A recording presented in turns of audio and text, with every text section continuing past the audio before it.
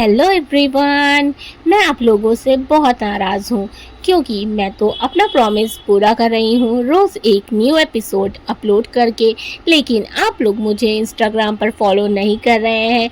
So please मुझे Instagram पर follow करें, साथ ही चैनल को अभी तक सब्सक्राइब नहीं किया है तो जल्दी से कर लें और वीडियो को लाइक कर दीजिएगा। तो चलिए कहानी को शुरू करते हैं।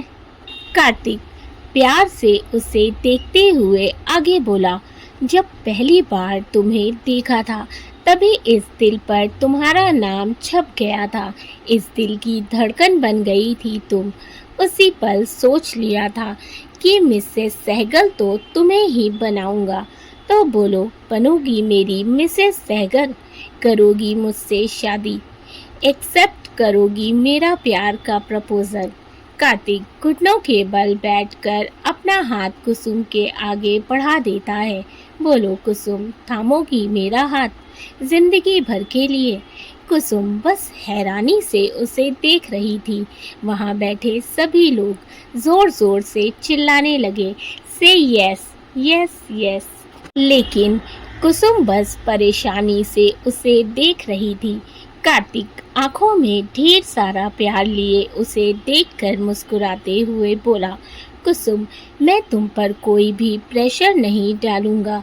अगर आज तुम हाँ कहोगी तो जिंदगी भर तुम्हारा साथ निभाऊंगा।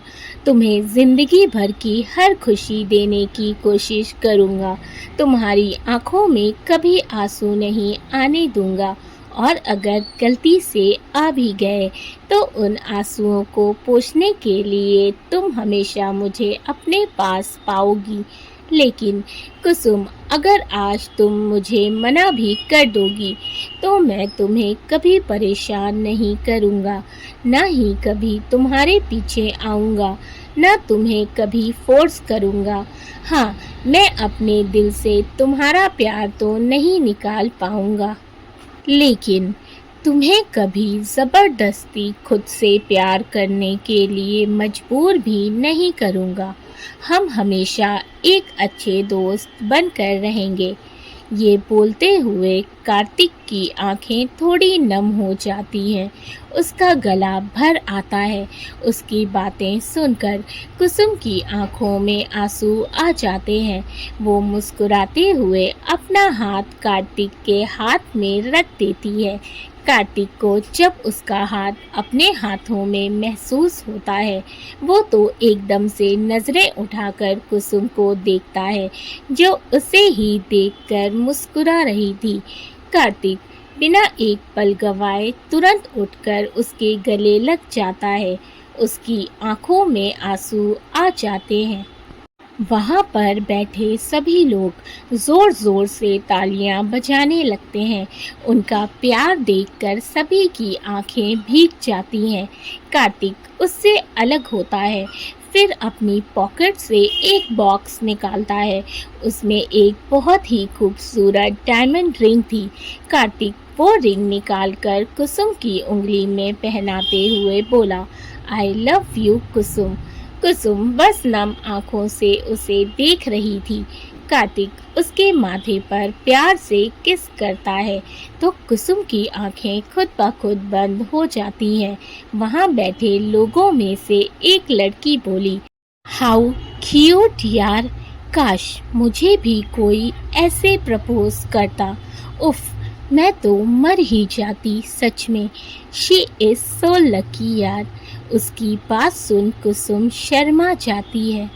कार्तिक उसे टेबल के पास लेकर आता है और चेयर पर बिठाते हुए बोला, तो बताओ, अब तो पियोगी ना कॉफ़ी अपने इस शुभ चिंतक के साथ? क्योंकि मैं तो अपने उसी ख्वाबों ख्यालों वाली लड़की के साथ कॉफ़ी पीने आया हूँ, लेकिन अब वो मेरे साथ कॉफ़ी पीना चाहती है या नहीं ये मुझे नहीं पता। कार्तिक के ऐसे बोलने पर कुसुम को हंसी आ जाती है। कार्तिक उसका हाथ थामकर बोला, ऐसे ही हंसती रहा करो, अच्छी लगती हो। कुसुम शर्मा कर नजरें झुका लेती है। इधर रम्या कैबिन में आती है। रुद्र उसे देखते हुए बोला, कब से तुम्हारा इंतज़ार कर रहा हूँ। कहाँ थी तुम?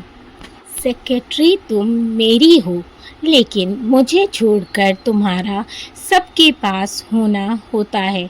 रम्या, वो सर हम सानवी के पास थे, उसे शेड्यूल बनाना बता रहे थे। रुद्र, कैसी लगी वो तुम्हें? रम्या मुस्कुराते हुए बोली, बहुत अच्छी है सर, बहुत भोली और मासूम है। लेकिन सुमेर तो सुबह से बेचारी पर गुस्सा ही कर रहा है। तभी उसे कुछ याद आता है और वो एकदम से बोलती है, अरे हम तो एक चीज़ बताना ही भूल गए सानवी को, हम अभी आते हैं। ये बोल वो जाने लगती है। रुद्र उसे रोकने के लिए चेयर से उठकर उसका हाथ पकड़कर अपनी तरफ खींच लेता है, लेकिन उसके इस तरह खींचने से रम्या का पैर पास रखी चेयर में फंस जाता है, जिससे वो रुद्र की बाहों में आने के बजाय सीधे उसके ऊपर ही गिर जाती है और उसे संभालने के चक्कर में बेचारे रुद्र का बैलेंस बिगड़ जाता है और वो रम्या को लेकर नीचे फर्श पर गिर जाता है। रुद्र नीचे और रम्या उसके ऊपर। वो रम्या को तो बचा लेता है, लेकिन बेचारे के बैक में चोट लग जाती है। रुद्र दर्द से कराते हुए गुस्से से बोला, क्या करती हो तुम? अब उठो मेरे ऊपर से।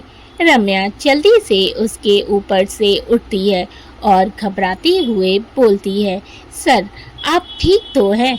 रुद्र उठकर बैठता है और उसे गुस्से से देखते हुए बोलता है, सच में कभी कभी तो मेरा दिल करता है कि तुम्हें उठाकर बाहर फेंक दूं।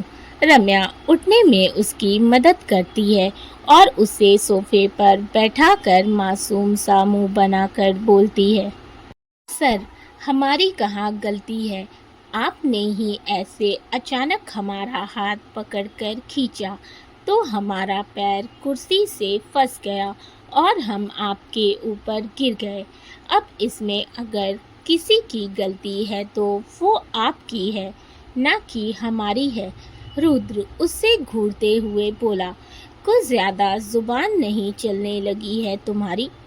कहाँ तो मेरे आगे तुम्हारे हलक से आवाज़ भी नहीं निकलती थी और अब देखो तुम मुझ पर ही सारा ब्लेम डाल रही हो।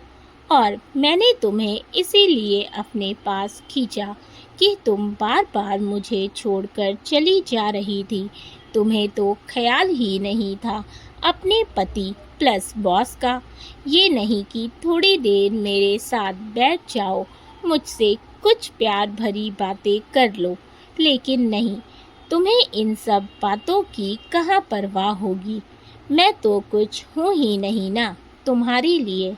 ये बोल रुद्र किसी रूठे बच्चे की तरह मुंह फेर लेता है। रम्या हैरानी से उसे देखते हुए मन में बोली, ये सर तो बिल्कुल छोटे बच्चे की तरह शिकायत कर रहे हैं, लेकिन लग बड़े क्यूट रहे हैं। ये सोचकर वो मुस्कुराने लगी। रुद्र उसे इस तरह मुस्कुराता देख बोला, यहाँ मुझे चोट लगी है, मैं दर्द में हूँ और तुम मुस्कुरा रही हो। रुको, तुम्हें तो मैं अभी बताता हूँ। ये बोल वो जैसे ही उठने लगता है, उसकी कमर में जोर का दर्द होता है और वो एक आह के साथ वापस बैठ जाता है। रम्या जल्दी से उसके पास आकर बोली, सर आप ठीक हैं? रुकिए, हम अभी ऑइंटमेंट लगा देते हैं। रुद्र गुस्से से बोला, इसकी कोई ज़रूरत नहीं है, तुम अपने केबिन में जाओ, मैं अपना ख्याल खुद रख सकता हूँ। रम्या, सर हम लगा देते हैं ना, आपको आराम मिल जाएगा। रुद्र, मैंने कहा ना, कोई ज़रूरत नहीं है, मैं खुद रख लूँगा अपना ख्याल। वैसे भी मुझे छोड़कर बाकी सबकी फ़िक्र होती है तुम्हें, तो जाओ, देखो किसी को ज़रूरत होगी तुम्हारी, मेरा क्या है। वैसे भी मैं खुद रखता हूँ अपना ख्याल, अभी भी रख लूँगा। जाओ तुम यहाँ से। रम्या को रुद्र का इस तरह बोलना बिल्कुल भी अच्छा नहीं लगता, लेकिन इस समय रुद्र गुस्से में था, तो इसीलिए वो चुपचाप वहाँ से चली जाती है।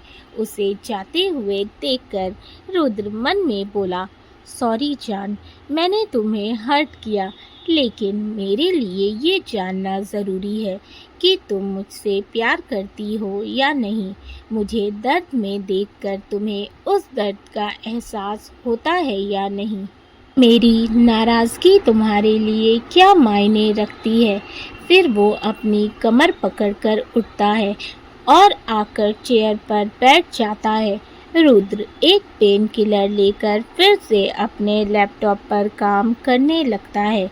रम्या केबिन में आकर उदास होकर बैठ जाती है। उसे बिल्कुल भी अच्छा नहीं लग रहा था। उसकी वजह से रुद्र को चोट लगी थी। वो उसे ऑइंटमेंट भी नहीं लगा पाई थी और रुद्र उससे नाराज भी हो गया। ऑफिस टाइम ओवर होने को आ गया था। सानवी अभी भी कुछ फाइलें लेकर बैठी थी। उसके चेहरे पर थकान साफ दिख रही थी। आज सुमेर ने उससे बहुत काम करवाया था। बेचारी की हालत खराब हो गई थी और अभी वो फाइल लेकर बैठी काम कर रही थी। सुमेर आराम से चेयर पर बैठा उसे ही देख रहा था।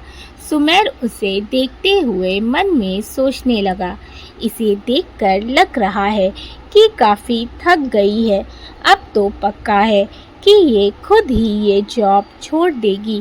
फिर कुछ सोचकर सुमेर सानवी से बोला, सुनो तुम। सानवी, सर मैं। सुमेर, हाँ तो तुम्हारे अलावा यहाँ कोई और भी है जो मैं उसे आवाज़ दूंगा। सानवी ना में गर्दन हिला देती है। सुमेर, बस करो, बाकी का काम कल करना।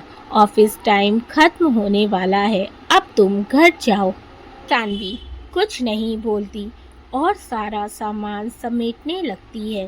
वो सारा सामान समेट कर किनारे करती है। फिर अपना बैग लेकर जैसे ही खड़ी होती है, पास रखी कुछ फाइलें जो एक के ऊपर एक रखी हुई थी, उसके बैग से लगकर नीचे गिर जाती है। सानवी हैरानी से फाइल को देखती, फिर सुमेर को, जो गुस्से से उसे ही घूर रहा था। आज पूरे दिन में ये उसकी छठी गलती थी जो उसने अनजाने में की थी। सुमेर गुस्से से बोला, फिर गलती की तुमने। सुबह से 2 काम सही से कर रही हो तो 4 बिगाड़ रही हो। सानवी मासूम सी शक्ल बनाकर बोली, सॉरी सर, मैंने जानबूझकर नहीं किया, गलती से हो गया। सुमेर, हाँ, सारे काम तो तुमसे गलती से ही हो रहे हैं, गलती से ही तुम यहाँ आ गई हो। अब उठाओ इन्हें।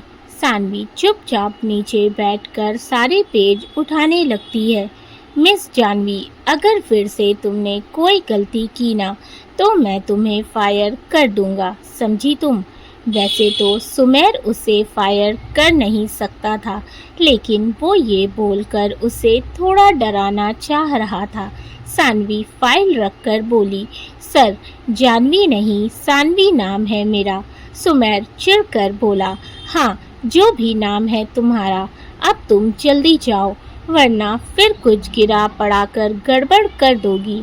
उसके इस तरह बोलने पर सानवी बुरा सा मुंह बनाकर चुपचाप वहाँ से चली जाती है। रुद्र और रम्या गाड़ी में बैठे थे। रम्या उसकी तरफ देखती है, लेकिन रुद्र उसे फुल इग्नोर कर रहा था। ना तो उसने अभी तक रम्या की तरफ देखा था और ना ही उससे एक भी शब्द बोला था। सभी घर आ जाते हैं। डिनर के बाद रम्या रूम में आती है तो देखती है रुद्र अपने साइड पर सो रहा था। रम्या एक नज़र उसे देखती है, फिर वापस नीचे चली जाती है और कुछ देर बाद वापस आती है। उसके हाथ में एक हॉट वाटर बैग था। वो रुद्र के पास आती है और उसका नाम पुकारती है, लेकिन रुद्र कोई रिस्पॉन्स नहीं करता। रम्या फिर से उसे बुलाती है, लेकिन रुद्र अभी भी बिल्कुल शांत लेटा था। सर, हमें पता है आप सोए नहीं हैं, प्लीज उठिए ना। जब रुद्र कुछ नहीं बोलता तो रम्या को गुस्सा आने लगता है। वो उसके ऊपर से ब्लैंकेट खींचकर हटा देती है। रुद्र एकदम से आंखें खोलकर उसे देखता है, फिर नजरें फेर कर बोलता है, क्या कर रही हो तुम? मेरा ब्लैंकेट वापस दो। रम्या, नहीं, हम नहीं देंगे, पहले आप अपनी शर्ट निकालिए। रुद्र हैरानी से आंखें बड़ी करके बोला, क्या क्या बोल रही हो? मैं भला अपनी शर्ट क्यों निकालूं? तुम मेरा फायदा उठाने का सोच रही हो? रम्या गुस्से से उसे घूरते हुए बोली, छी छी, कैसी बातें कर रहे हैं आप? सर, हम भला ऐसा क्यों सोचेंगे? हम तो बस इसीलिए शर्ट निकालने का बोल रहे हैं ताकि हम इस हॉट वाटर बैग से आपकी कमर की सिकाई कर सकें। वो अपने हाथ में पकड़ा हुआ हॉट वाटर बैग उसे दिखाते हुए बोली, इससे आपकी कमर दर्द में आराम मिल जाएगा। रुद्र, उसकी कोई ज़रूरत नहीं है। जाओ, जाकर सो जाओ और मुझे भी सुकून से सोने दो।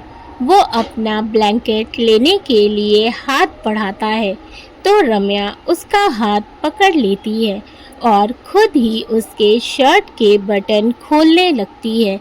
रुद्र उसे हैरानी से देखने लगता है। अब उसे इतनी हैरानी तो होनी ही थी, क्योंकि उसकी प्यारी सी बीवी इतनी हिम्मत जो दिखा रही थी। रुद्र बड़े गौर से उसके चेहरे को देख रहा था। रम्या सारे बटन खोलकर बोली, शर्ट उतारिए, लेकिन रुद्र उसकी बात नहीं सुनता और वैसे ही बैठा रहता है।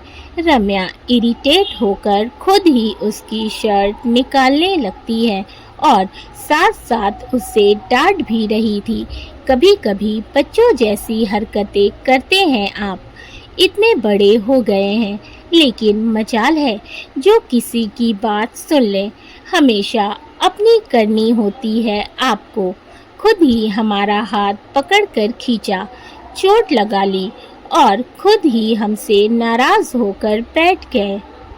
वो उसे डांट रही थी और रुद्र चुपचाप उसकी डांट सुन रहा था और गहरी नजरों से उसे देख रहा था। उसे हंसी तो बहुत आ रही थी, लेकिन अपने चेहरे को सख्त बनाए बैठा था। रम्या शर्ट निकाल कर बोली, अब आप खुद लेट जाएंगे तो अच्छा होगा, क्योंकि हमसे तो आप हिलेंगे भी नहीं। रुद्र उसे घूरते हुए चुपचाप पेट के बल लेट जाता है। रम्या हॉट वाटर बैग से उसकी कमर की सिकाई करने लगती है और सच में इससे रुद्र को काफ़ी आराम मिल रहा था। कुछ देर बाद रम्या देखती है तो रुद्र सो चुका था। दोस्तों, आई होप कि आप लोगों को स्टोरी अच्छी लग रही है, कहानी पसंद आ रही है तो वीडियो को लाइक कर दीजिएगा, चैनल को सब्सक्राइब कर लें। मिलते हैं कहानी के नेक्स्ट एपिसोड में।